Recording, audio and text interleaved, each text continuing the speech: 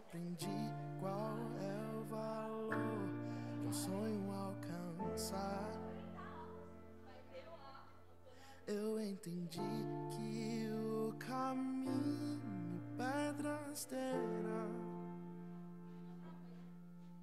Eu vi em campo aberto se erguer construção, e foi com muitas pedras, e foi com muitas mãos. Eu vi o meu limite vir diante de mim. Eu enfrentei batalhas que eu não venci, mas o troféu não é de quem não fracassou. Eu tive muitas quedas, mas não fiquei no chão. E ao olhar pra trás tudo que passou, venho agradecer quem comigo estava. Ergo minhas mãos pra reconhecer. E hoje eu sou quem eu sou, pois sua mão me acompanhava. Mas eu sei, não é o fim, é só o começo da jornada. Eu abro o meu coração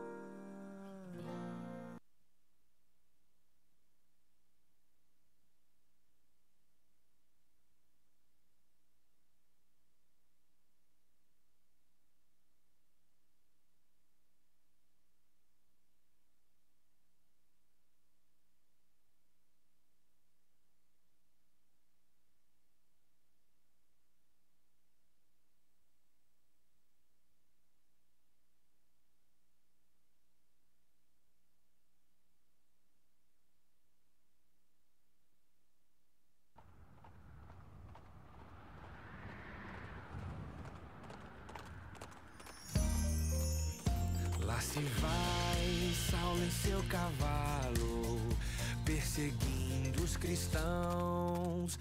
Lá se vai Saulo em seu cavalo, perseguindo os cristãos. De uma luz clareou.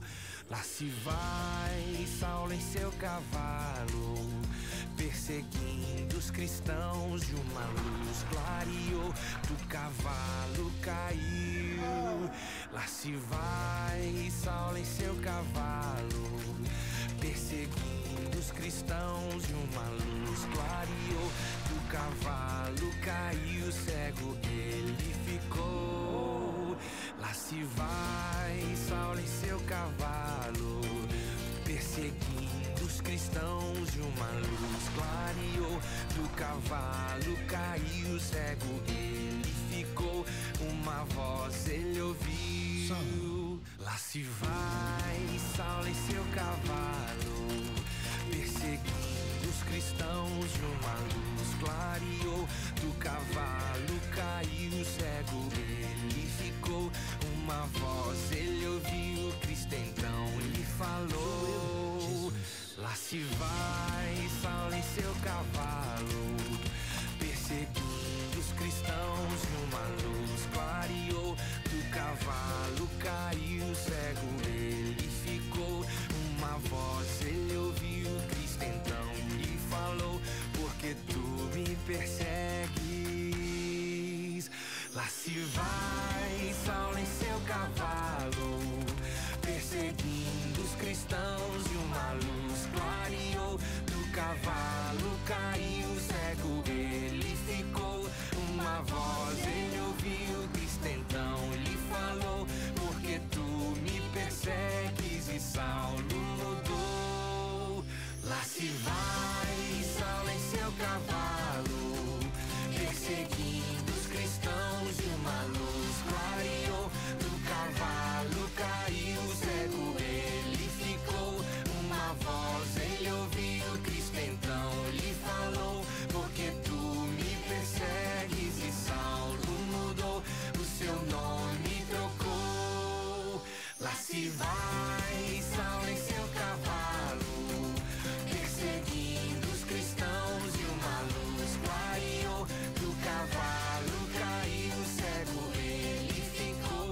Uma voz ele ouviu, Cristo então lhe falou: porque tu me persegues? E Saulo mudou, o seu nome trocou, pregador se tornou. Lá se vai Saulo em seu cavalo, perseguindo os cristãos. De uma luz clareou, do cavalo caiu, cego ele ficou. Uma voz ele ouviu, Cristo então lhe falou: porque tu me persegues? E Saulo mudou, o seu nome trocou, pregador se tornou. Paulo a muitos salvou.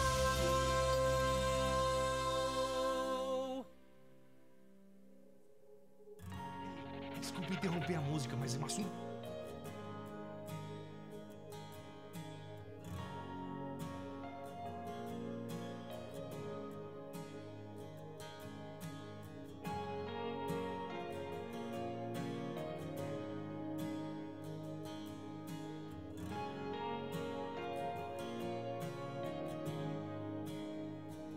Os céus proclamam as obras do Eterno.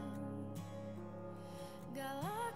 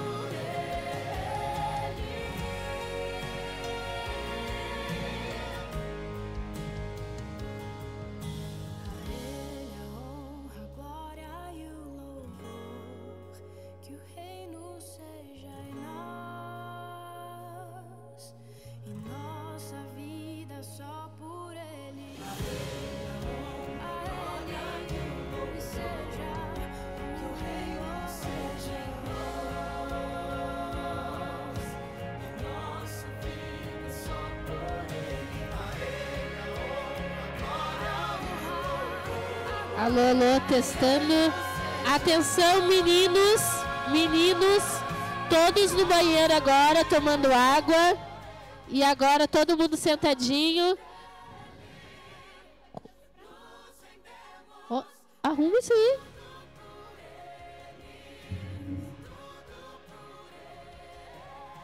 Meninos, todos tomando água agora. Meninos tomando água. Indo no banheiro, se preparando para ir lá para a igreja. Meninos agora. Tu recém agora e já ir para a igreja.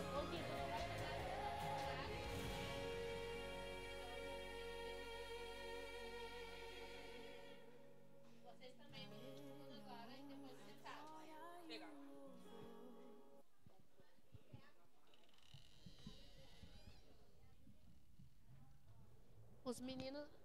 Os meninos voltando, depois é as meninas, tá?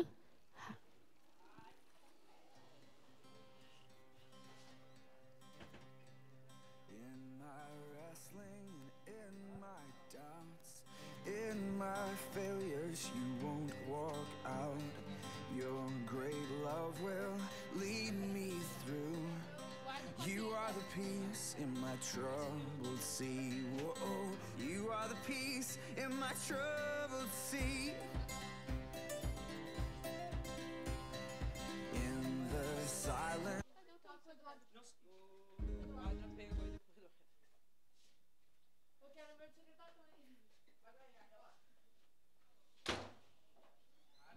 Tomando água, entrando, tudo bom, gigante?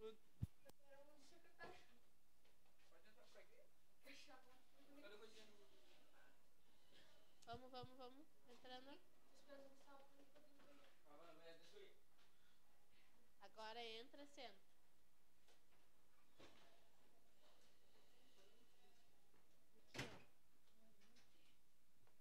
Boa noite. Tudo bom, gente? Tudo bom?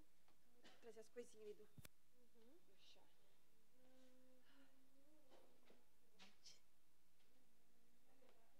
Tá, não tem ninguém. Pode ficar à vontade.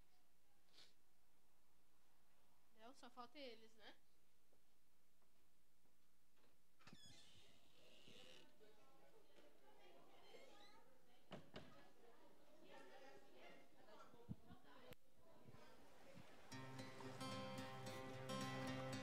Boa noite. In my wrestling and in my doubts, in my failures, you won't walk out. Your great love will lead me through. You are the peace in my Meninas podem ir no banheiro agora e tomar água. You are the peace in my troubled Não quero ninguém levantando durante a programação. Vamos lá. In the silence, you won't let go. In the questions, your truth will hold. Your great Meninas, ninguém mais quer ir no banheiro? Ninguém vai levantar depois, hein? Tomar água. Sara, Helena. sea. Whoa, you are the peace in my troubled sea. My lighthouse, shining in the darkness. Todo mundo já pegou a caneta, já pegou o papel. Então já era pra ter pego lá, ó, na recepção. Vamos lá.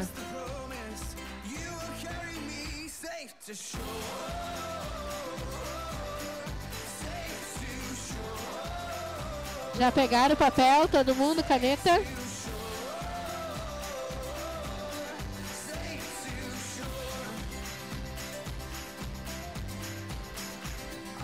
won't fear what tomorrow brings. With each morning I'll rise and sing. My God's love will lead me through. You are the peace in my troubled sea. Whoa, you are the peace in my troubled sea. Oh, you are my light, my lighthouse, my lighthouse, shining in the darkness. I will follow you. My lighthouse, my lighthouse. I will trust the promise. You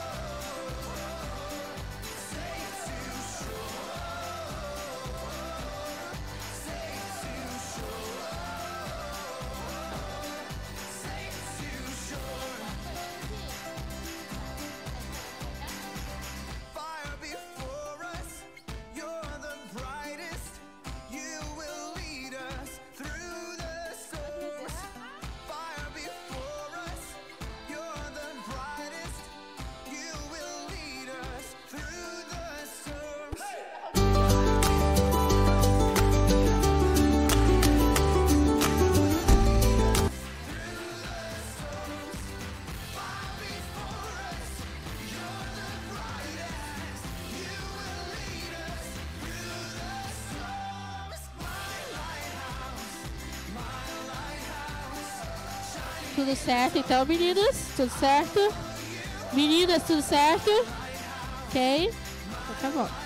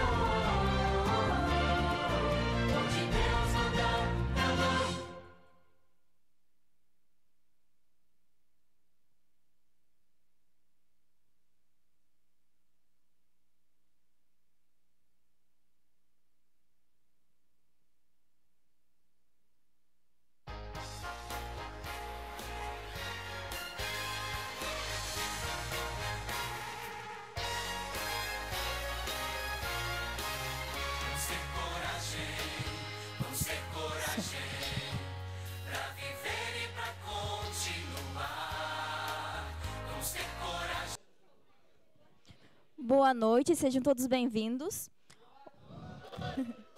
Hoje, então, mais uma semana dessa semana, mais um dia, né, dessa semana evangelística.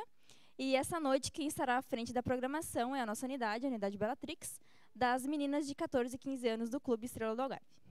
Essa é a Carla. Vai, Carla. Eu sou a Jéssica, para quem não me conhece.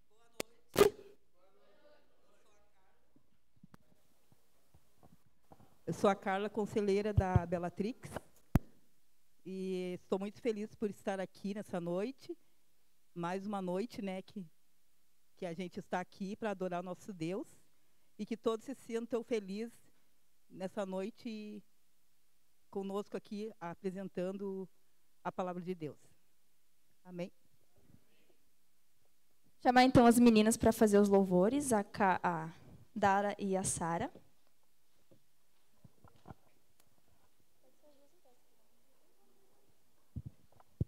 Boa noite, igreja. Boa noite. Agora sim, vamos louvar com toda a alegria. A gente convida a igreja a se colocar de pé para a gente cantar. Tu escolhe qual primeiro? Maranata. Maranata. Quem sabe cantar, eu convido a fechar os olhos e a gente cantar em forma de oração. Que dia maravilhoso que vai ser quando Jesus voltar. Amém?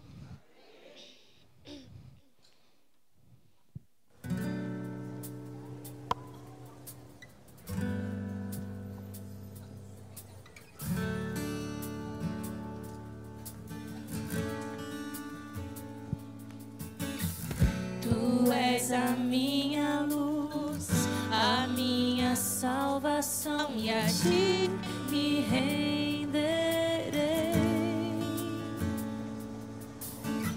Se ao teu lado estou, seguro em tuas mãos, eu nada temerei.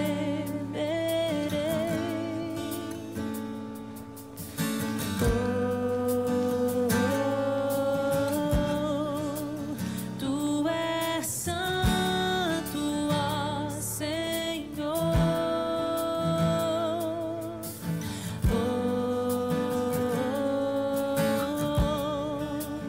Tu és digno de louvor.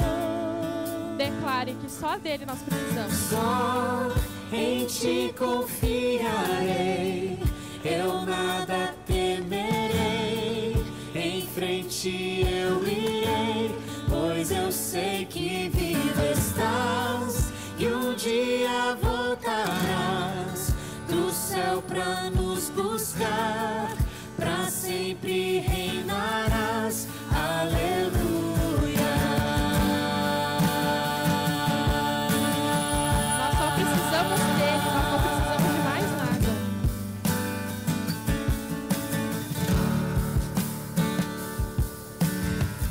Tu és a minha luz, a minha salvação, e a ti me renderei.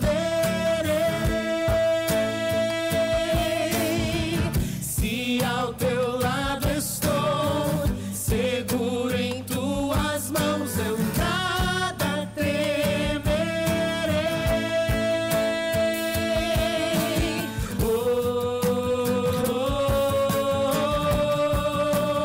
Tu és santo, ó Senhor.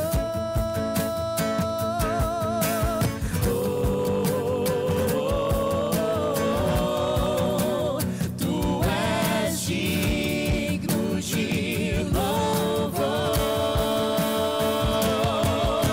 Só em ti confiarei, eu nada temerei. Em frente eu irei, pois eu sei que vivo estás e um dia voltarás do céu pra nos buscar, pra sempre reinarás.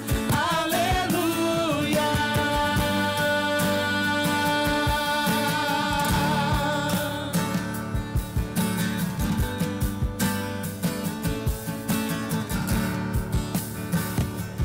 Vem Jesus, vem Jesus, cantem. Maranata, hora vem, Senhor Jesus. Vem Jesus, vem Jesus. Maranata, hora vem, Senhor Jesus. Vem Jesus, vem Jesus. Maranata, hora vem, Senhor Jesus. Vem Jesus, vem Jesus.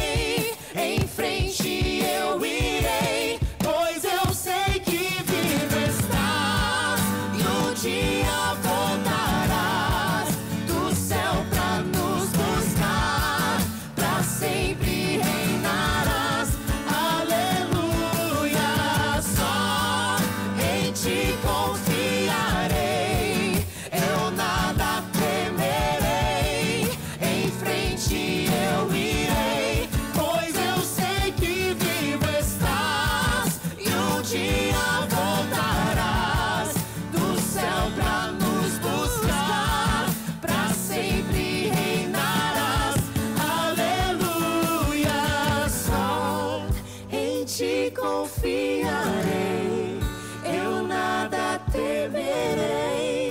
Em frente eu irei, pois eu sei que vivo estás e um dia voltarás do céu pra nos buscar, pra sempre reinarás. Aleluia.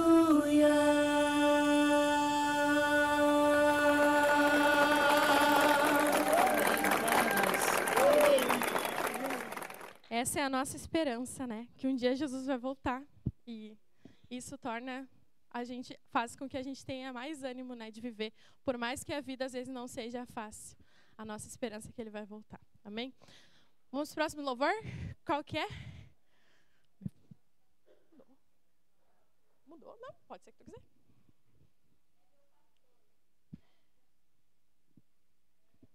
A Sária vai escolher. Vai, Sária, qual é? Amém.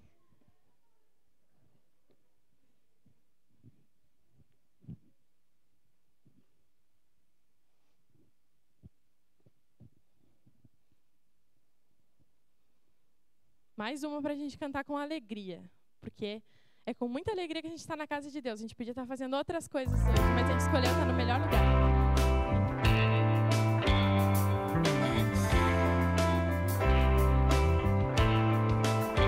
Contigo eu ando em segurança, de mim afastas todo mal. Eu sou ovelha que precisa do cuidado do pastor, e seu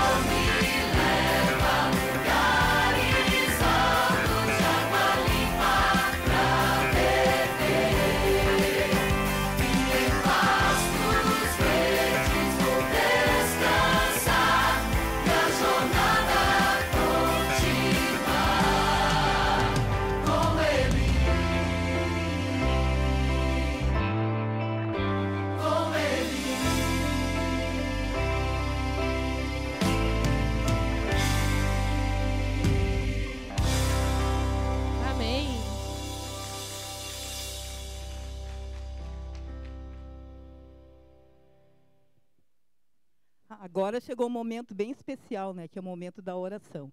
Então, nós temos um costume, uma palavrinha-chave de falar, né, no Estrela. Oração. Senhor Deus, Pai, estamos aqui mais uma noite porque marcamos o encontro contigo. Estamos aqui para ouvir a tua voz falar conosco. Usa, Senhor, o pastor como teu canal e que tudo que ele for falar, Senhor, venha ao encontro dos nossos corações e que possamos sair daqui transformados. Em nome de Jesus, amém.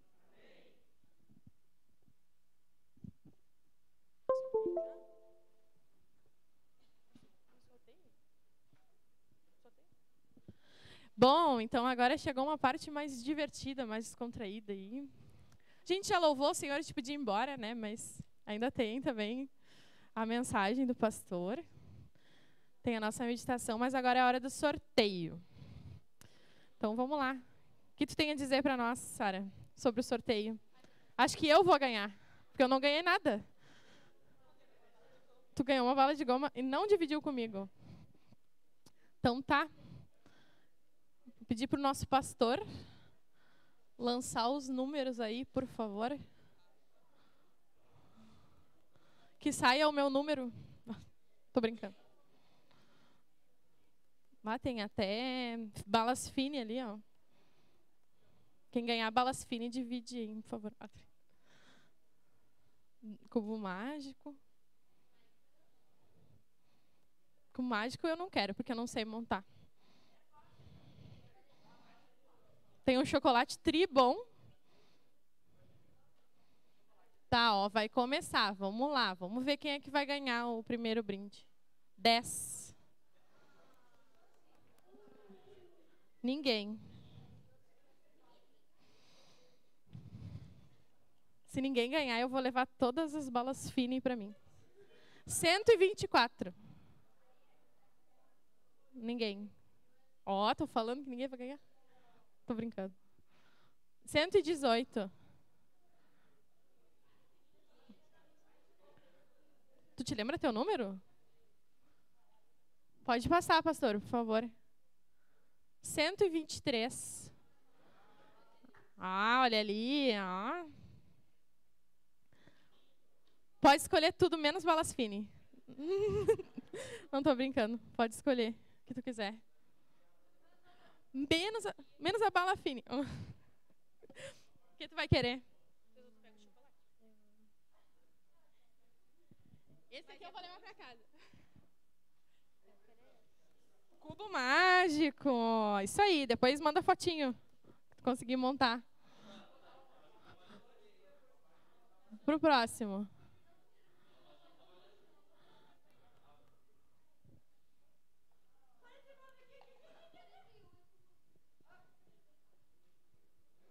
Ih, perdeu o número.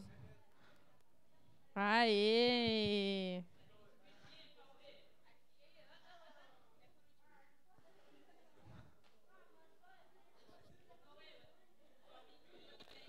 Ficou triste com o chocolate? Não quiser, pode me dar. O pastor está sorteando rápido? Pode vir.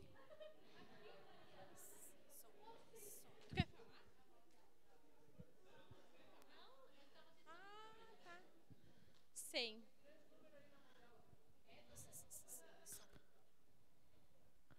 Vai, pode escolher.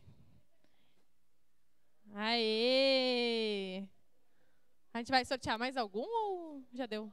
Ah, tudo. Tudo menos a bala fine. Vamos lá.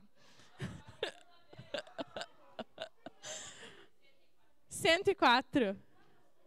Ninguém.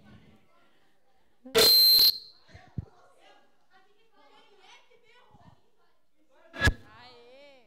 Por que você ainda não tem? É o meu. Cadê a caixa? Não, mas é por causa da caixa. Eu vou sentar do teu lado, Victoria. Não adianta esconder a bala fine. Quero de quem?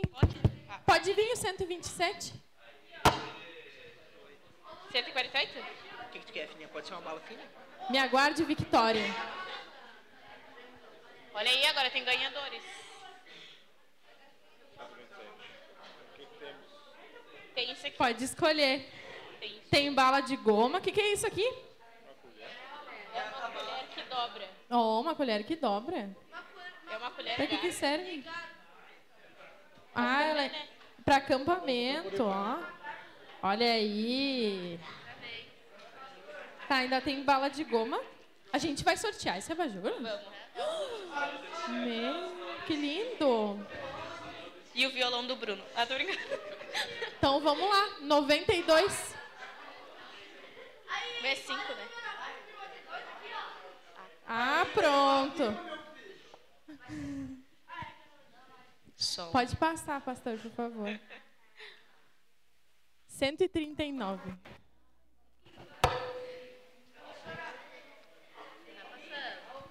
Sessenta e 68.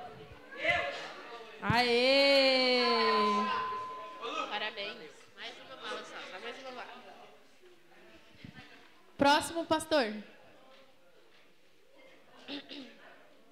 43.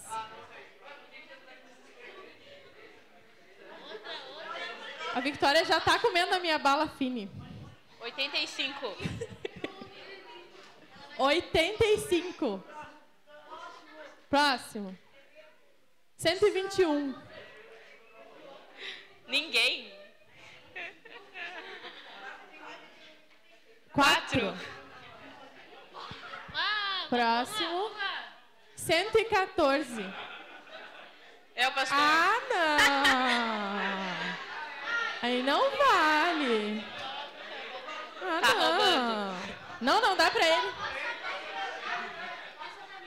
Não dá pra ele. Então vai ter que responder uma pergunta de Apocalipse pra ganhar a bala. Tá cheio. Parou com a brincadeira. Quais são as 7 igrejas? São elas mesmas. Jardim Algarve, Jardim Alvorada, Vila Intersul, Nova Formosa, Jardim Porto Alegre. Agora é a última, agora é... Tá, agora o abajur. Vai ser o meu número agora. 31 é o meu número. 74. Ninguém? Ninguém. Pode passar. 137. Aê! Vai ficar bonito na mesa de estudos, hein? Vá, show de bola. Pra te botar lá nos teus stories, né? Postar lá o caderninho. Finge que é uma o reguilete. abajur. Isso aí. É. Então fechou. Agora a gente vai dividir a bala fine com a Victoria. Ah, tá. Então é isso, gente. Muito obrigada. Agora é a Luísa, né? É.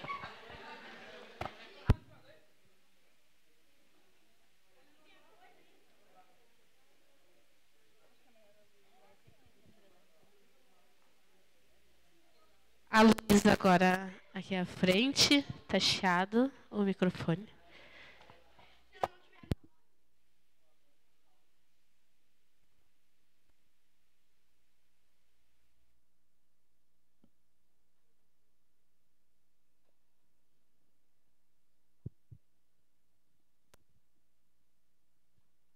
Boa noite a todos.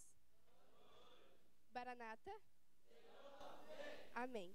Queria iniciar com uma pergunta. Por acaso, vocês sabem aonde encontra consolo e descanso quando se sentem sobrecarregados?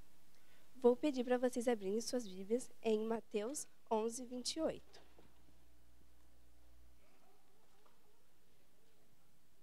Que diz assim: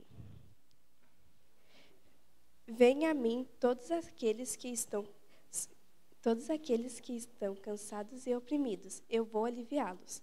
Bom, acho que isso vocês agora têm a minha resposta. O único lugar onde encontramos paz e nos aliviamos de todo o nosso cansaço é quando nós vamos a Deus. Ele nos dá força para continuar e sempre está com a gente se nos permitirmos. Amém? Agora vamos orar, né? Agradecemos antes da oração a Luísa, né, por ter passado essa meditação tão bonita que fala, né, que o Senhor, né, que nos alivia nossas dores, né, Ele que tem a sua o seu fardo leve, enquanto o nosso é pesado. E ele diz que todos que vêm a ele, né, ele aliviará a sua dor. Muito linda essa mensagem de Mateus 11:28. Então, vamos orar.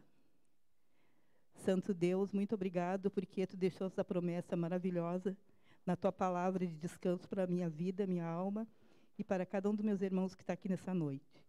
Muito obrigado, Senhor, por ter usado a Luísa, uma jovem tão pequena, adolescente, falando da tua palavra. Que ela venha mais e mais falar do teu amor e transmitir para todas as pessoas que ela conhecer.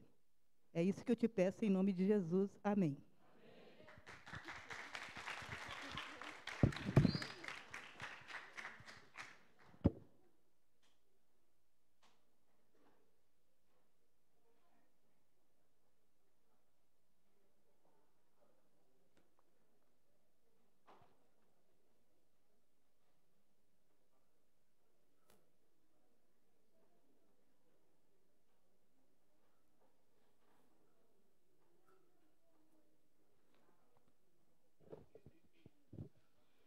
Boa noite, gente.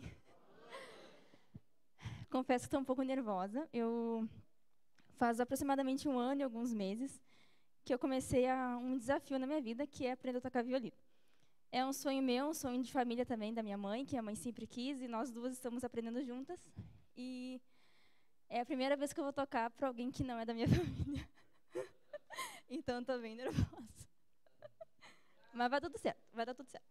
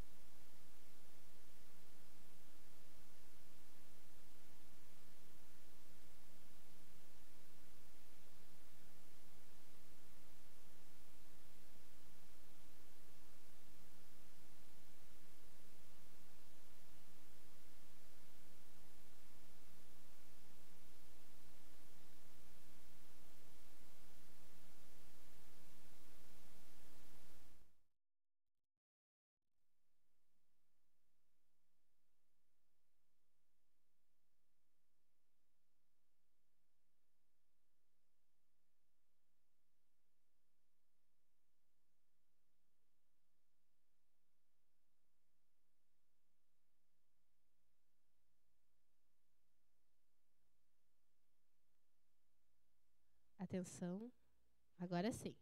convidar, amém, por isso, né, que os dons cada vez mais sejam louvados e seja para Deus, né? Então, parabéns à Unidade Bellatrix até agora, né? E eu vou pedir para o pastor Arley estar aqui à frente agora para continuar passando a mensagem durante essa semana.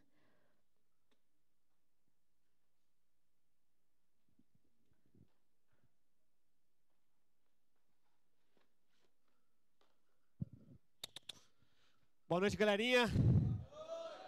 Que bom a gente estar aqui, que bom a gente poder ser abençoado com os talentos de todos vocês que têm dedicado os talentos para a glória de Deus. Espero que você tenha tido um dia feliz, um dia abençoado, um dia cheio de gratidão. E eu vinha agradecendo a Deus pelo privilégio de ser pai, de estar na igreja, né? E de ter oportunidade todas as noites dessa semana a gente estar nesse bom lugar aí, tá bom? Vamos para o nosso quiz então? Preparados? Galera, hoje eu trouxe um tabuleiro muito legal, muito massa. É esse aqui, ó. É o combate. Isso aqui é um jogo de estratégia, é um jogo bem desbravador aí. Sabe aquele negócio de roubar a bandeira do outro lá? É um negócio de roubar a bandeira, só que é no tabuleiro, beleza? Eu passei os dados ali para a Jennifer do estudo, né? De hoje, acho que ela passou para vocês. E hoje nós vamos fazer o quiz aqui.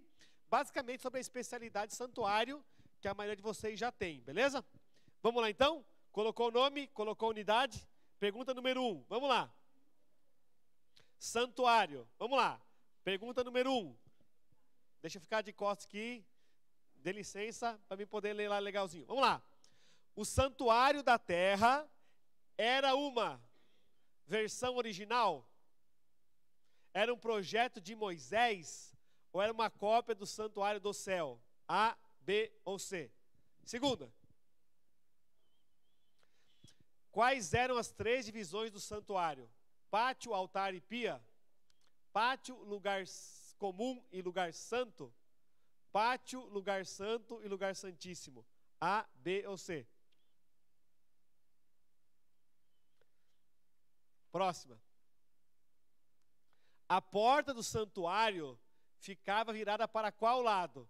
Era para leste, oeste ou sul? Na especialidade tem, não tem? A, B ou C? De qual das 12 tribos, vamos lá, de qual das 12 tribos pertencia o sacerdote? Não era qualquer um que podia ser sacerdote, tinha que ser de uma tribo, tá? Era da tribo de Judá, de Benjamim ou de Levi? A, B ou C? Última. O sumo sacerdote entrava uma única vez no lugar santíssimo do santuário. Em que dia isso acontecia? Era na festa da Páscoa? Era no dia do Pentecostes? Ou era no dia da expiação?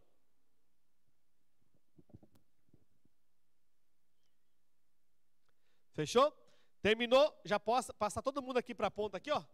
Passa todo mundo pro camaradinho que está aqui na ponta. Jennifer, você me ajuda aqui? A Jennifer vai recolher aqui e elas vão conferir lá se a galera estudou e respondeu tudo certinho.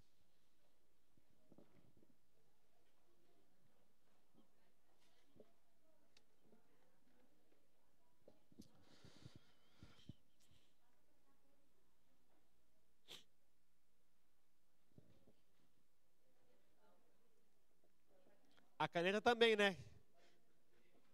Amanhã pode levar a caneta embora, viu, Jennifer? Mas só amanhã, tá?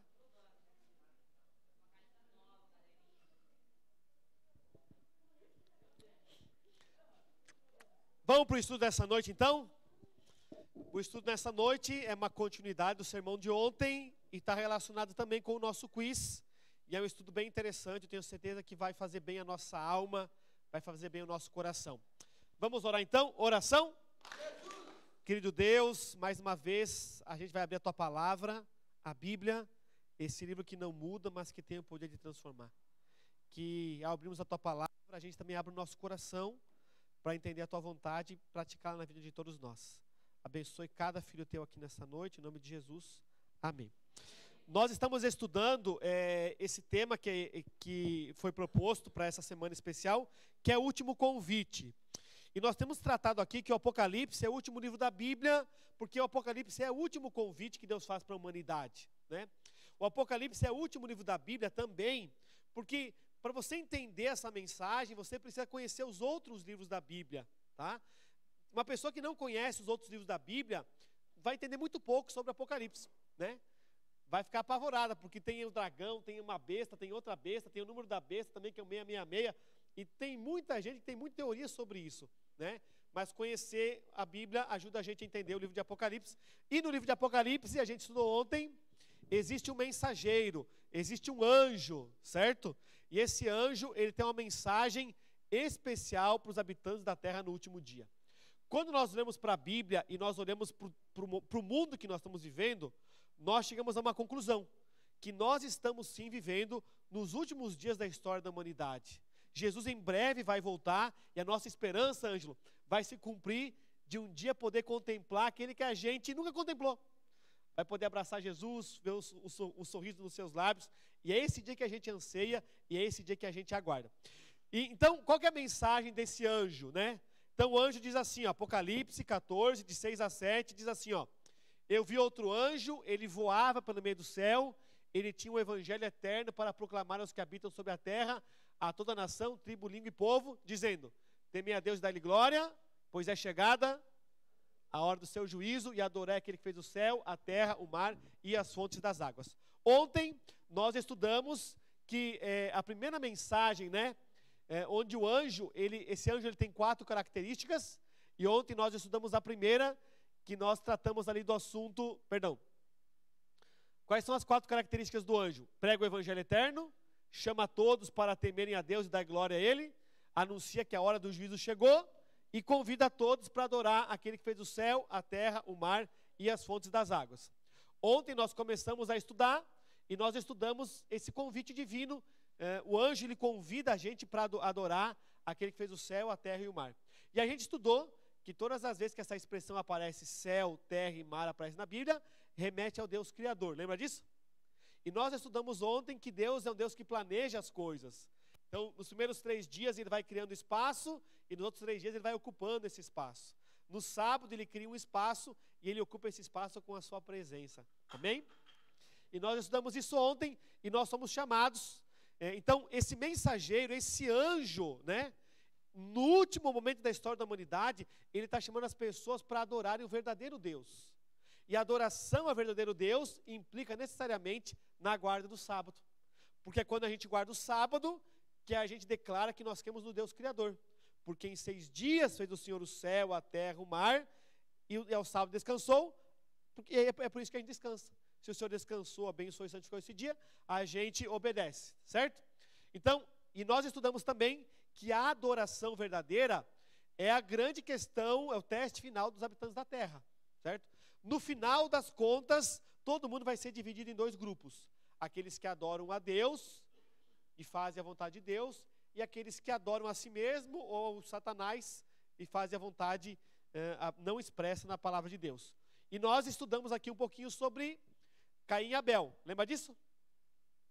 E nós estudamos que os 2 fizeram uma oferta a Deus, mas só a oferta de um foi aceita. A oferta de quem? De Abel, certo? Caim ofereceu o fruto da terra, Abel ofereceu o cordeiro, e a oferta de Abel que foi aceita. Deixa eu fazer uma pergunta para vocês. Os 2 não estavam adorando o mesmo Deus? Estavam, não é verdade? Só que um foi aceito, outro não. Por que um foi aceito e outro não? Por causa da obediência. Você já viu alguém falar assim, ó, não importa a religião que você vive, Deus é o mesmo. Não importa qual dia você guarda, né? Porque Deus é o Senhor de todos os dias. Pergunto, o Deus de Caim e de Abel não era o mesmo? Eles não adoraram o mesmo Deus? Sim. Só que um foi aceito e outro não. E por que um foi aceito? Porque obedeceu. Porque cumpriu aquilo que Jesus havia proposto, né? Que era sacrificar de fato um cordeiro, certo? Então, nós ontem estudamos a primeira característica do anjo, né? Que convida os adoradores a adorar as criaturas, a adorar o Deus Criador. Hoje a gente vai estudar um pouquinho sobre a hora do juízo chegou.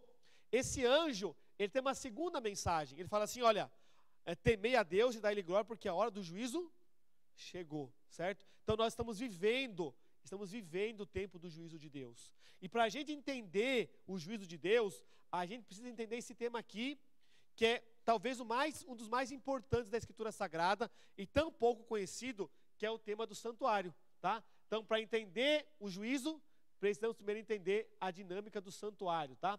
Então, primeira lição, galera. A primeira lição é que existe um santuário lá no céu, certo? Existe um santuário no céu. Ele é a morada de Deus, certo? Essa é a primeira lição. E Apocalipse fala isso, certo? Apocalipse 11, me ajuda aí, Pedro, tá cortando aqui? Acho que é 16, né?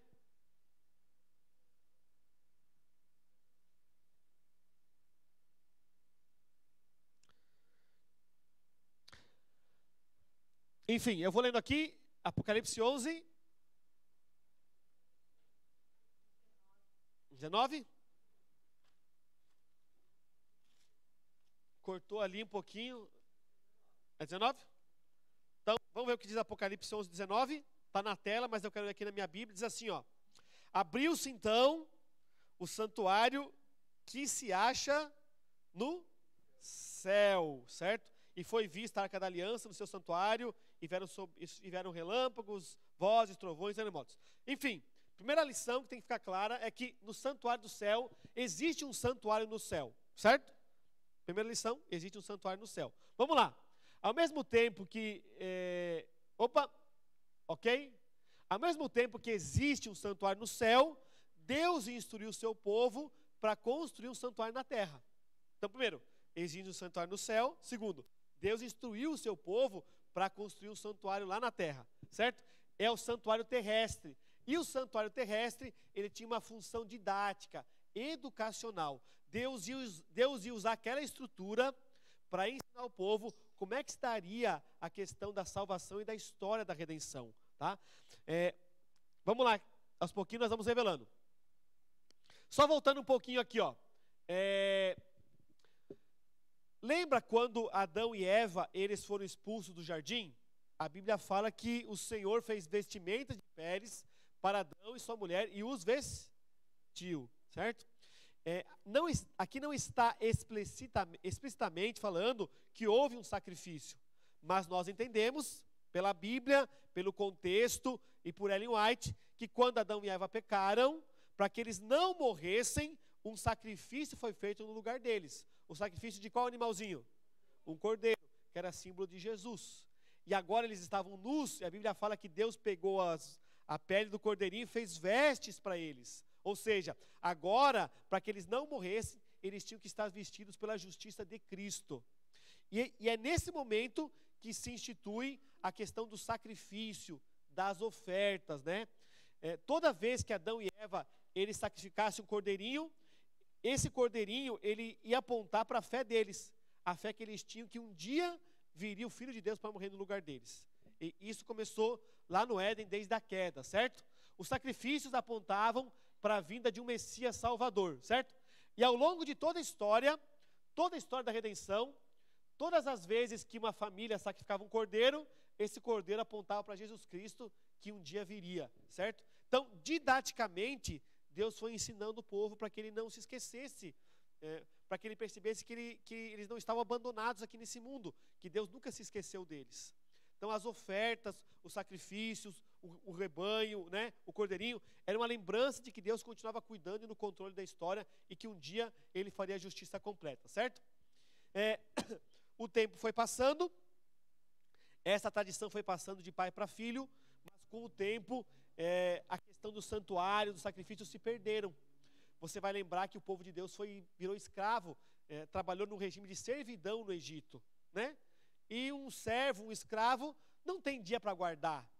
Um servo escravo não pode nem mesmo, talvez, professar a sua religião lá no Egito. E a verdade de Deus se perdeu nesse tempo.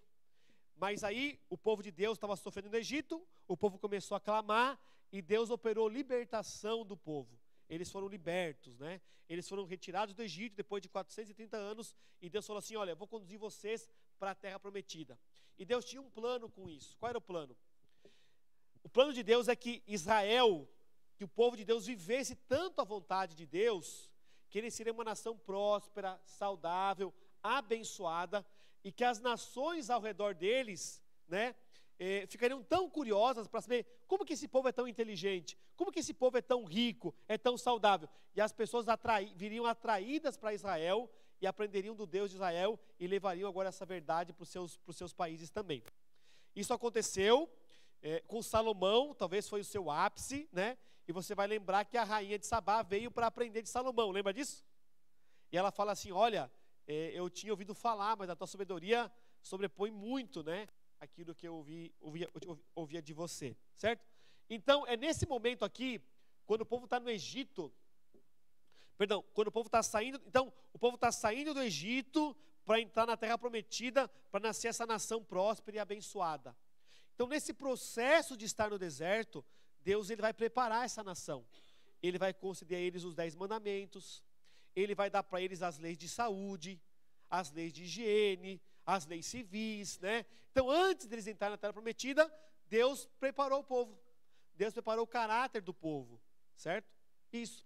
E nesse preparo do povo, Deus deu essa ordem aqui, ó.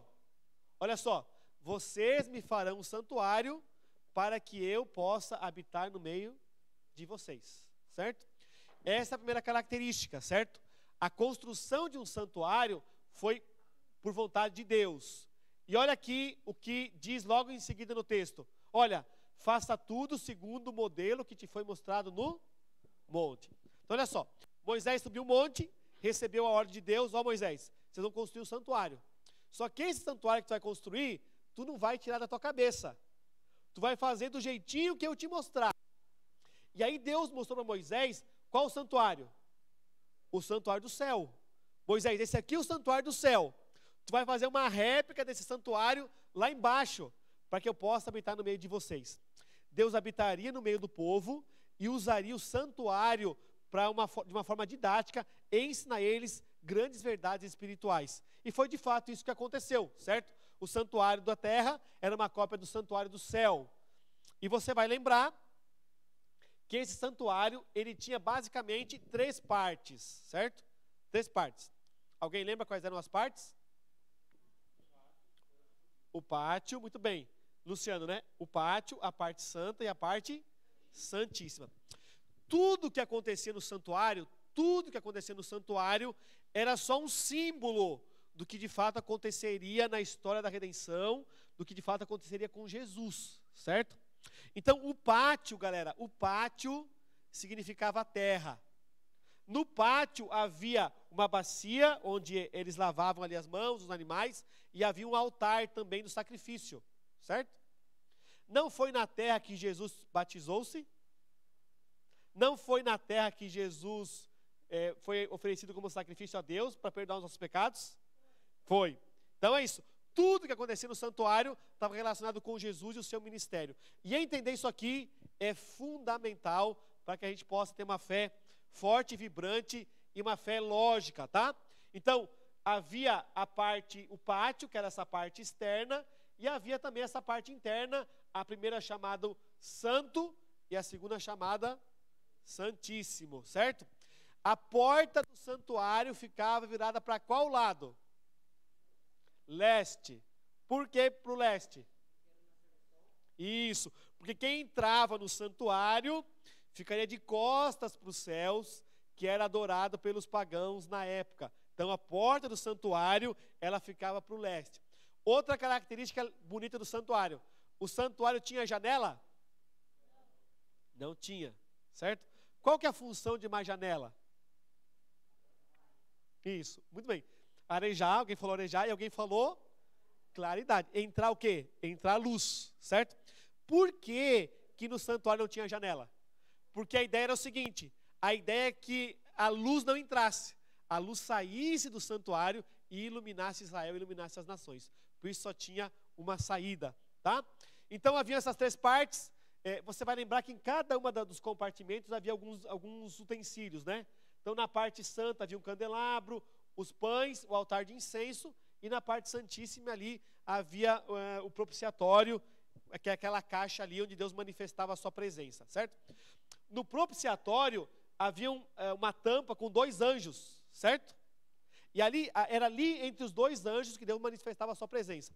dentro da caixa também havia algumas coisas. Vocês lembram o que tinha dentro da caixa? Cajado de Arão, maná e os 10 mandamentos, certo?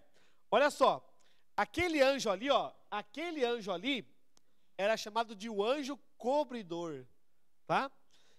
Você lembra quem era Lúcifer quando ele estava no céu? Com querubim cobridor, né? Então Lúcifer era aquele anjo que estava mais perto da presença de Deus, né? E é um mistério mesmo como que surgiu o pecado no coração de um ser tão próximo de Deus. É um mistério, né? E durante toda a eternidade a gente vai poder tentar entender isso, né? Tentar entender isso. Certo? Então haviam essas 3 partes, tá bom?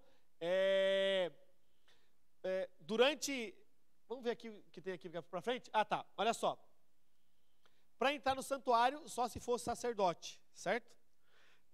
O sacerdote tinha uma roupa toda especial, certo? E o sacerdote, ele entrava quando no santuário? Quando o sacerdote entrava no santuário? Todos os dias. O sacerdote entrava todos os dias, mas ele ficava na primeira parte, na parte santa. O sumo sacerdote que entrava uma vez ao ano só, e ele ia até a parte santíssima, e a gente já vai ver sobre isso, tá? Não dá para ver aqui a roupa do sacerdote, porque ela tá de costas ali, mas o sacerdote, ele tinha tipo uma saia que era azul aqui, ó, azul, certo? Existe um estudo bem interessante de quando Moisés, ele sobe para pegar as tábuas dos mandamentos de Deus. E aí quando Moisés sobe, há uma descrição do trono de Deus. E diz que o trono de Deus, ele é feito de uma pedra. Quem lembra que pedra é? Não? Não? Safira. Pedra de safira. Que cor é a pedra de safira? Azul, certo? E aí, alguns comentaristas bíblicos falam o seguinte, que quando Deus dá as tábuas da lei para Moisés, né, ele não teria dado tábuas de pedra, ele teria dado tábuas da pedra. Que pedra? Safira. Que cor é? Azul. Então, os 10 mandamentos, eles estão relacionados com a cor azul, certo? E o sacerdote, ele tinha uma saia cor azul, um saiote, Bruno, cor azul, certo? E olha que lindo o significado. Por que o saiote era azul do sacerdote? Era para ensinar o povo, quando as meninas estão de saia, a saia não segura um pouco a passada da perna? Você não consegue dar uma passada maior da perna do que a saia. Então, a lição era, o povo de Deus nunca vai andar para fora da lei de Deus. Vai ficar sempre dentro da lei de Deus. E deixa eu lembrar uma coisa a vocês aqui. Todas as vezes que você olhar para o céu e enxergar no céu azul, lembre-se que você vive debaixo do trono de um Deus que está no comando de todas as coisas. Tá? Sempre que olhar para o céu azul, lembre disso, tá? Por isso que o céu é azul, né? E nosso time do coração também deveria ser azul, né? Tá? Mas aí é uma outra conversa para um outro dia aí, tá? Fica a dica, tá? Vamos lá, olha só. Existiam 2 tipos. Galera, o estudo do santuário ele é bem complexo, tem muita coisa para estudar, ele é muito interessante. Aqui vai ser um panorama bem geral assim, tá? Bem geralzão assim. Mas existia basicamente 2 serviços no santuário. Um era o serviço diário, que era o sacrifício do sacerdote para perdão dos pecados. Então o que acontecia? Diariamente, as famílias podiam ir até o santuário e oferecer sacrifício em cordeiro, mas independente das famílias irem ou não, pela manhã e pela tardinha, o sacerdote, ele fazia esse sacrifício, que era o sacrifício de perdão dos pecados. E era mais ou menos assim, ó. O sacerdote, ele separava um cordeirinho, certo? Ele confessava os pecados da nação sobre o cordeirinho. Os pecados da nação passavam para o cordeirinho. O cordeirinho era morto, certo? Era pego o sangue do cordeiro, o sacerdote pegava o sangue do cordeiro ou a carne, ele comia um pedaço da carne ou levava o sangue para dentro do santuário e ele aspergia aquele sangue na cortina do santuário. Isso ele fazia quando? Todos os dias.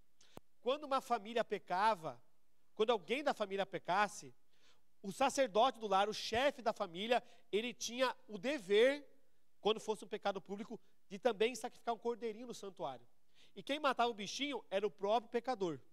Então, ele confessava seus pecados na cabeça do bichinho, um cordeirinho de 1 ano, um bichinho tranquilo, inofensivo, certo? O próprio pecador cortava a gargantinha do cordeirinho, certo?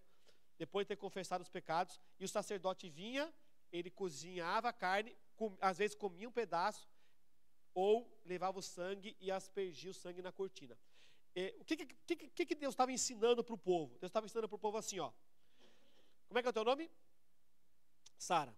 Então a Sara vinha, o pai da Sara sacrificava o cordeirinho, e aí o pecado da família era jogado lá no santuário. Então era mais ou menos assim. O pecado do pecador, o pecado do Arley era transferido para o cordeiro, do cordeiro era transferido para o sacerdote, do sacerdote era transferido para o santuário, certo? Então o pecador, depois de fazer isso, ele ia para casa e ele estava perdoado, mas não completamente ainda, não completamente, certo? Estava perdoado porque ele havia confessado os pecados. Isso acontecia todos os dias. Então a família que não pudesse ir até o santuário, sabia que no começo do dia ou no final do dia, também podia confessar o seu pecado, e o seu pecado também era transferido através do sacerdote. Uma vez por ano, aí sim, isso era feito todos os dias. Então o que acontece? O pecado da nação, o pecado do pecador, era transferido para o prédio, era transferido para o santuário. Todos os dias acontecia isso. 359 dias por ano. Por que 359 dias por ano? Porque o calendário judaico tinha 360 dias exatos, certo? E a cada 5 ou 6 anos existia um mês a mais, tá? Então 359 dias por ano era feito isso. Uma vez por ano, no dia da expiação, o sumo sacerdote, ele fazia um outro ritual, certo? Era um outro ritual. Ele também fazia, eu não vou explicar todos os detalhes desse ritual, mas basicamente era o seguinte: uma vez por ano acontecia o que eles chamavam de o dia da expiação. O dia da expiação era o dia do perdão. Era um dia muito especial para a nação. Era um dia solene. Nesse dia, as pessoas não deveriam vestir qualquer roupa, não deveriam comer qualquer coisa e deveriam cuidar com o que estassem falando. Era para ser um dia solene na nação, tá? Era o dia do perdão. E toda a nação deveria estar envolvida com aquilo, emocionalmente, com aquilo que estava acontecendo. O que o sacerdote, ele fazia, o sumo sacerdote fazia nesse dia? Ele fazia a purificação do santuário. Então vamos lá. Durante 359 dias no ano, os pecados foram jogados lá no santuário. Eles estavam lá, certo? Uma vez por ano, o sacerdote ia fazer a purificação do santuário, e aqueles pecados que haviam sido confessados, eles iam dar fim para sempre. Iam ser esquecidos. Lembra disso? Nesse dia, além do sacrifício do cordeiro, havia um outro sacrifício. Era o sacrifício de 2 animais.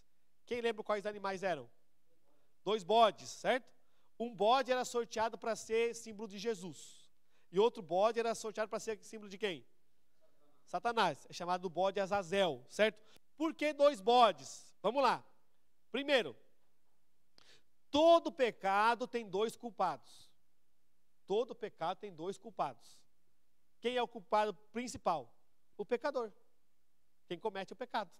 E quem é o cúmplice desse pecado? O Satanás. O Satanás. Então é o seguinte. Quando nossos pecados são perdoados, certo?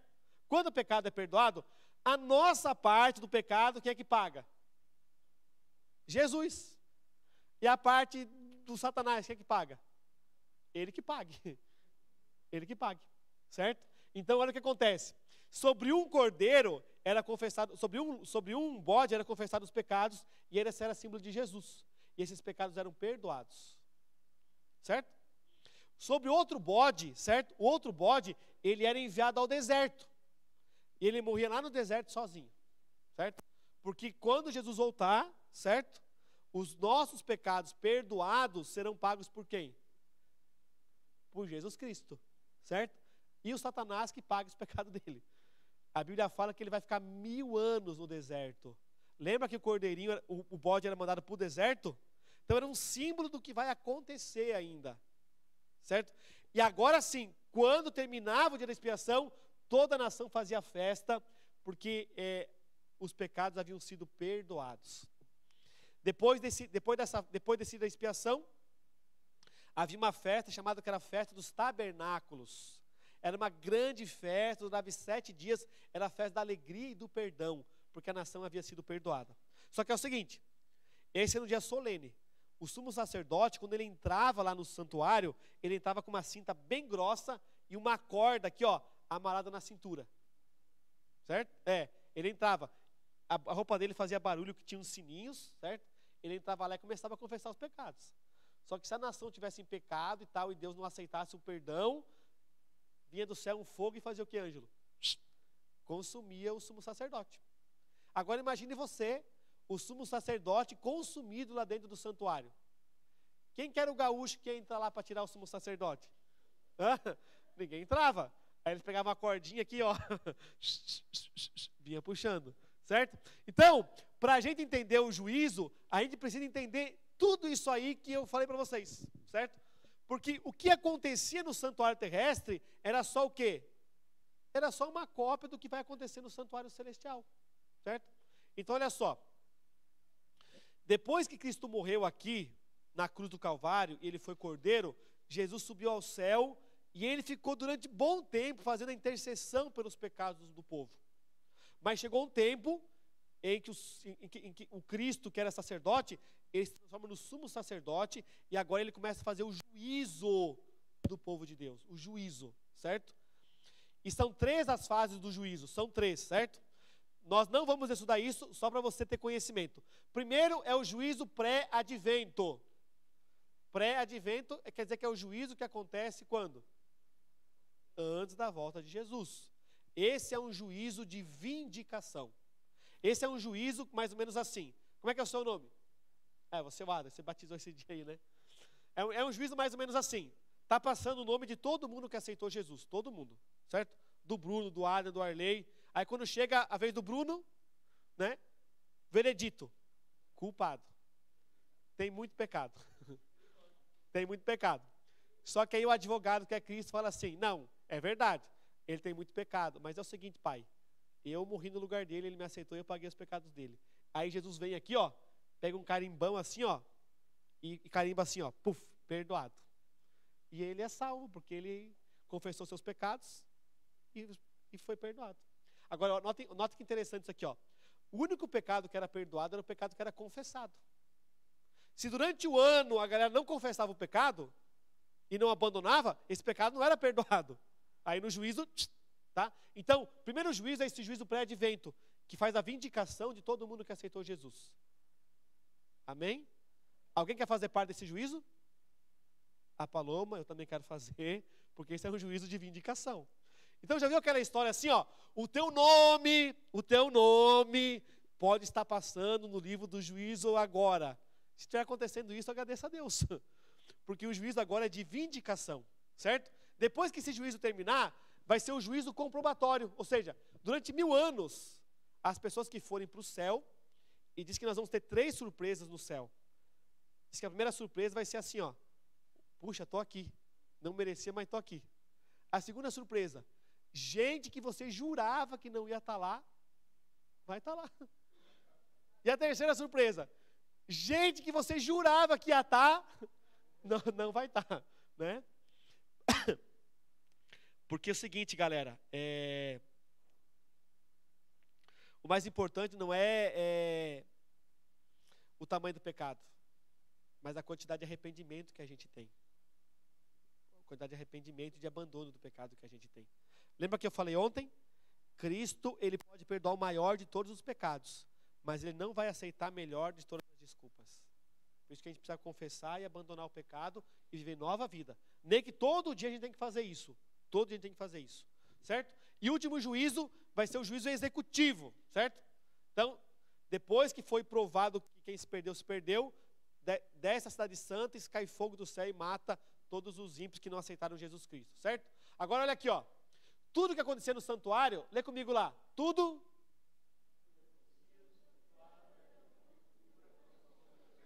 Isso, era só um modelinho ali, era só um esquete, era só Como é que é aquele negócio que o pessoal faz quando vai fazer prédio? Ela é uma maquete do que, na verdade, na realidade está acontecendo, certo? O pecado que surgiu no santuário o pecado surgiu no santuário, e é no santuário que ele precisa ser resolvido, certo? Então, olha aqui, ó. Então, sobre o santuário é isso. Estamos juntos? Todo mundo entendeu? Agora, olha o que aconteceu. Lembra ali que a igreja de Filadélfia foi uma igreja onde houve um grande despertamento religioso, uma grande consagração das pessoas. E nesse período de Filadélfia, que foi a igreja antes de Laodiceia, surgiu um movimento chamado movimento milerita, que começou com esse homem aqui chamado Guilherme Miller. O Guilherme Miller, ele foi um camarada que ele começou a estudar a Bíblia. Olha só, ele começou a estudar a Bíblia verso por verso, verso por verso. E ele se propôs no coração a não passar para o próximo verso sem entender o verso anterior. E ele começou a estudar a Bíblia, começou a estudar, até que ele chegou nesse texto aqui, ó. Ele chegou nesse texto aqui, ó. Depois de 2.300 tardes e manhãs, o santuário vai ser purificado. Esse aqui é um estudo muito lindo da palavra de Deus, mas nós não vamos fazer hoje aqui, tá? Eu vou resumir.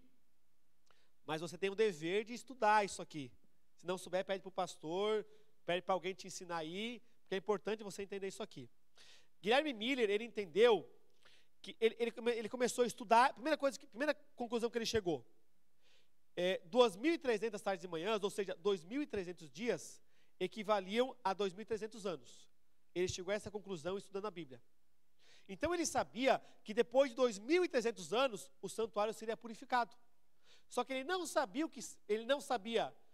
o que era a purificação do santuário, ele não sabia também quando começava os 2.300 anos, certo? Mas ele continuou estudando, e ele chegou nesse outro texto aqui, que é Daniel 9:25, certo? Que é o texto que marca o início dos 2.300 anos. Então ele descobriu quando começavam os 2.300 anos. E os 2.300 anos começavam quando saiu a ordem para restaurar Jerusalém. E a ordem para restaurar Jerusalém saiu no ano 457 a.C., certo? Então ele pegou ali o ano 457 a.C., ele somou os 2.300 anos, e ele chegou em que ano? 22 de outubro de 144. Daqui um mês exatamente.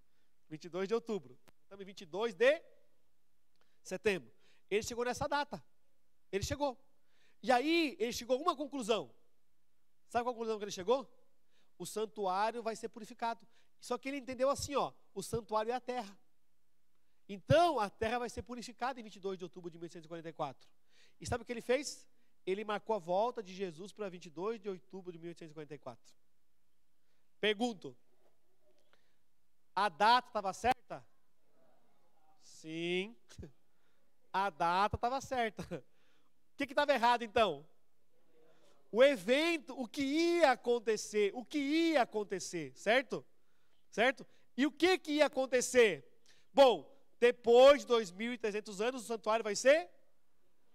Então, não tem um santuário no céu? Esse santuário não foi sendo jogado pecado nele a vida inteira? Foi, não foi? Um dia, o santuário teria que ser o quê? E quando é que o santuário vai ser purificado? Depois de 2.300 tardes e começou a purificação do santuário, que foi exatamente em 22 de outubro de 1844. Então, olha só. A partir de 22 de outubro de 1854, o juízo começou. Qual que é a mensagem do anjo? O último convite divino. Temer a Deus e dar Ele glória, porque é chegada a hora do seu juízo. Então nós estamos vivendo o juízo de vindicação. Por isso que nós estamos vendo um tempo solene, que não dá para ficar falando qualquer coisa. Não dá para ficar se vestindo de qualquer jeito. Não dá para ficar comendo qualquer coisa. Não, é um tempo solene que nós estamos vivendo. É um tempo de preparo, é um tempo de consagração. Se houve um tempo para a gente consagrar a nossa vida, o tempo é agora. Se houve um tempo para a gente abandonar o pecado, o tempo é agora. Porque nós estamos nesse contexto do juízo. E só vão ser purificados quais pecados? Os pecados que forem confessados. certo? E aí, até quando vai esse juízo, galera? Isso, até o fechamento da porta da graça, certo? E quando é que é o fechamento da porta da graça? Ninguém sabe. Se você morrer, hoje é hoje. É hoje. Por isso que é muito perigoso viver agarrado no pecado, certo? Porque Deus não vem para destruir o pecador. Deus vem para destruir o quê? O pecado. E Deus vem para vindicar o pecador arrependido. É por isso que hoje é tempo solene, certo? Hoje é tempo solene. Essa mensagem, o último convite divino é isso aqui, ó. Qual é?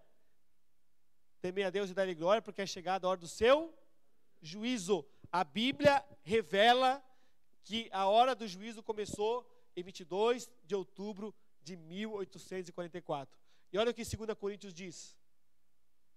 Porque importa que todos nós comparecemos perante o tribunal de Cristo, para que cada um receba segundo o bem ou o mal que tiver feito por meio do... Então é o seguinte, existem algumas coisas que a gente só faz em grupo, sozinho a gente não faz, a gente tem medo, certo?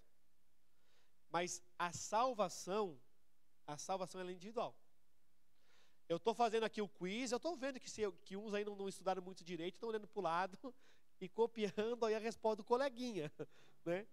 Aqui tudo bem, dá certo, mas vai chegar o dia que não vai ter coleguinha para dar cola. Vai chegar o dia que não vai ter pastor para te defender. Vai chegar o dia que o líder do clube, o capitão, o conselheiro, não vai estar lá. É o dia que todo mundo vai ter que prestar conta daquilo que fez. E nós podemos esconder algumas coisas de muitas pessoas, e por muito tempo. Mas nós não podemos esconder nada de Deus. Nada de Deus. E esse Deus que nós não podemos esconder nada, Ele é um Deus que se inclina e nos ama. É por isso que Ele manda para o nosso coração um sentimento de culpa, para que a gente abandone o pecado. Ele manda um sentimento de culpa para que a gente entenda que o pecado não vale a pena e que a gente precisa abandoná-lo o quanto antes, tá certo?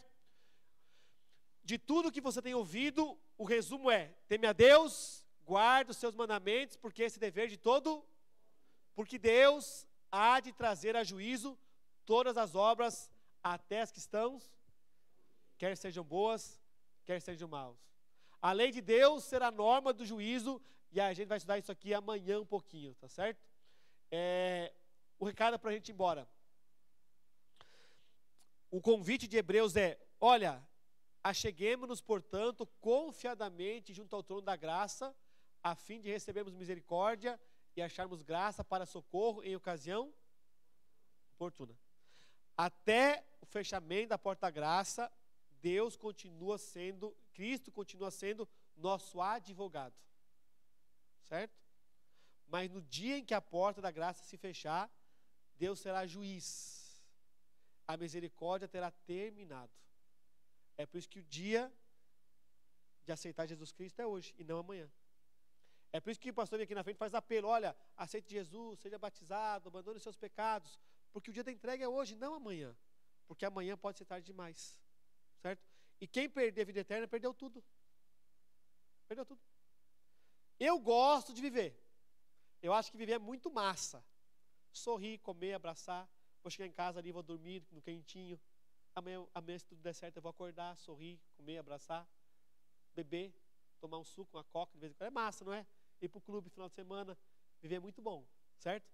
Só que é o seguinte: se viver 70 anos é bom demais, imagina viver uma eternidade inteira num lugar que não vai haver morte, nem pranto, nem dor, nem traição, onde vai ser muito massa.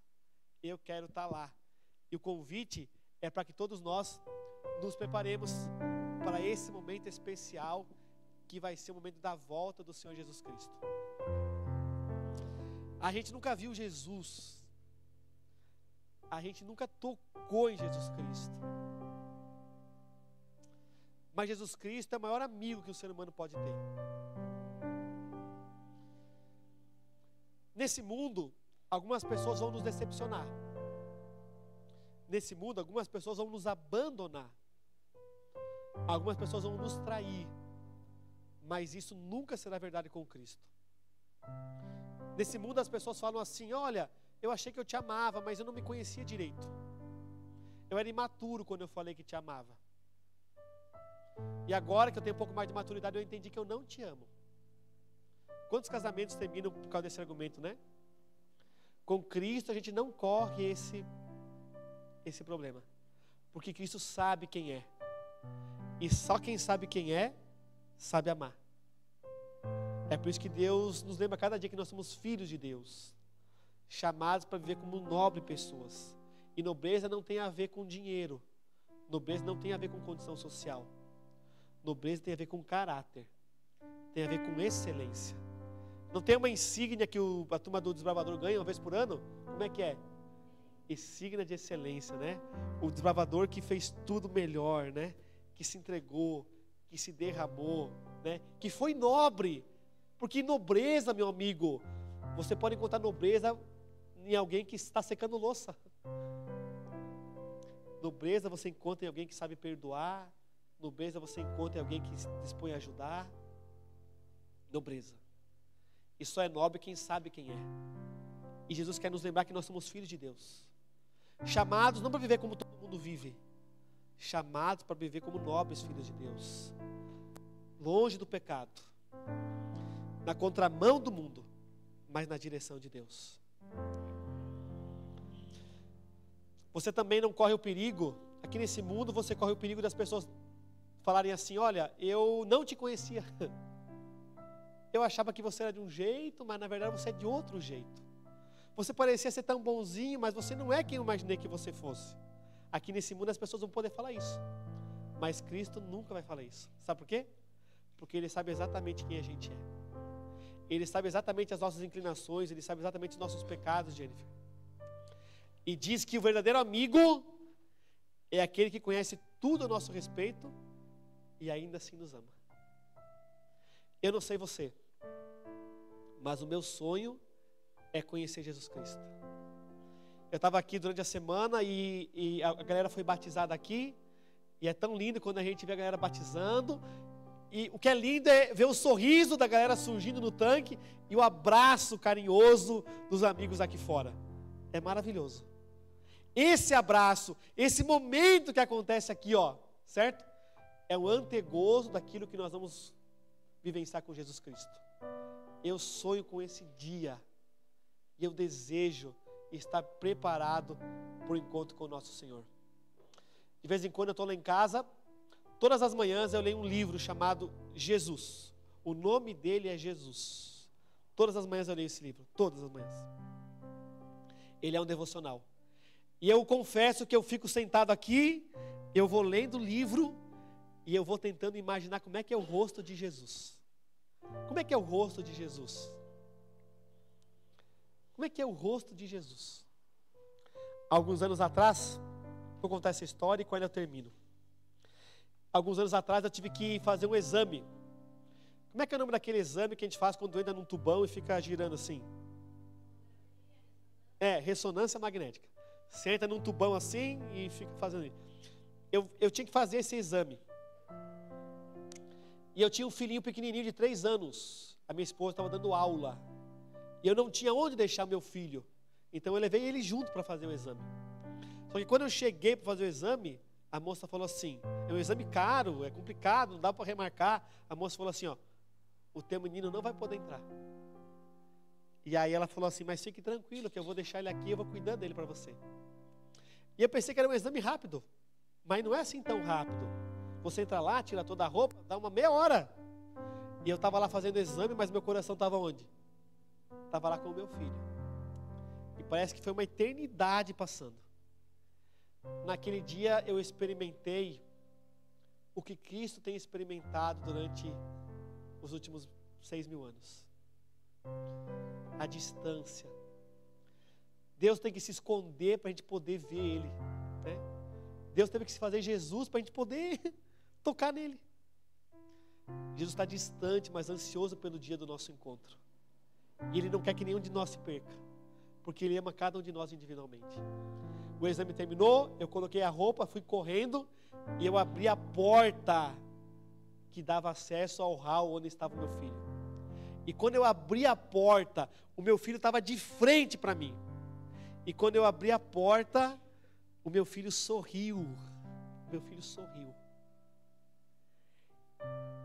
E eu não me esqueço daquele rostinho sorrindo, porque a impressão que eu tive é que o rosto de Jesus, ele estampa um sorriso daquele tamanho. Quando a gente se inclina para orar, quando a gente se inclina para obedecer, quando a gente se inclina para resistir à tentação. Eu quero convidar você a viver para a glória de Jesus Cristo. Eu quero convidar você para viver, para deixar o rosto de feliz, sempre, o rosto de Jesus sempre com esse semblante. E eu confesso que eu estou lá lendo de manhã e eu fico tentando imaginar como é que é o rosto de Jesus. Um rosto dócil, amigo, um sorriso estampado. Você pode imaginar Jesus olhando para você? Te chamando, te convidando, te fortalecendo? Esse é o Cristo das Escrituras Sagradas.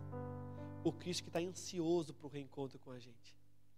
E nessa noite, eu quero renovar os meus votos de amor, de compromisso e de fidelidade com esse Deus. Porque naquele grande dia, eu quero estar de pé para ver Jesus Cristo voltar. Eu pergunto, existe alguém aqui nessa noite que gostaria de se unir comigo nessa oração? Há alguém aqui? Amém. Vamos orar então? Querido Deus, obrigado pela alegria que tivemos nessa noite de nos reunir ao redor do nome de Jesus Cristo. Esse nome poderoso que mudou a história. Esse nome poderoso que entrou na nossa vida e tem transformado a nossa existência. Tem preenchido de sentido, de valor, de nobreza a nossa vida aqui nesse mundo caído. Nós sonhamos, ó Deus, com a volta de Jesus Cristo. Nós queremos todos contemplá-los na manhã da tua breve volta. Por isso, ó Deus, nessa noite, que o sangue precioso do Cristo seja derramado sobre a vida de todos nós. Que os nossos pecados todos sejam perdoados. Que eles sejam jogados na cortina do santuário celestial, para que a gente possa receber perdão divino. Uma vez lavados no sangue de Jesus, que o Espírito Santo de Deus entre na nossa mente e no nosso coração. Que impulsione, ó Deus, o indeciso a tomar a decisão por Cristo. Que dê força ao que está cansado, ó Deus, e esperança ao que está desesperado. E ao sairmos daqui nessa noite, que todos tenhamos a certeza do grande amor que esse Cristo tem por nós. Perdoa-nos e salva-nos para o teu reino. Eu te peço em nome de Jesus. Amém, meu Deus.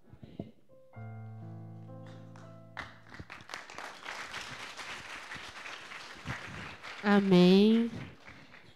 Que mensagem, né, gente? Que um dia a gente possa estar todos juntos com o nosso amigo, Pai, Jesus Cristo. Agora é o momento, né, daqueles que gabaritaram a prova. Eu vou pedir para o João vir aqui. Oi, João. Vamos ver quem vai receber o jogo. Cadê o jogo? Ah, tá ali o jogo. Vamos ver. Vai. Vamos ver. Bem. Paloma. A Paloma do Bernardo ganhou. Vem cá. Gabaritou. Já faz 3 dias já que está gabaritando. E hoje ela ganhou o joguinho.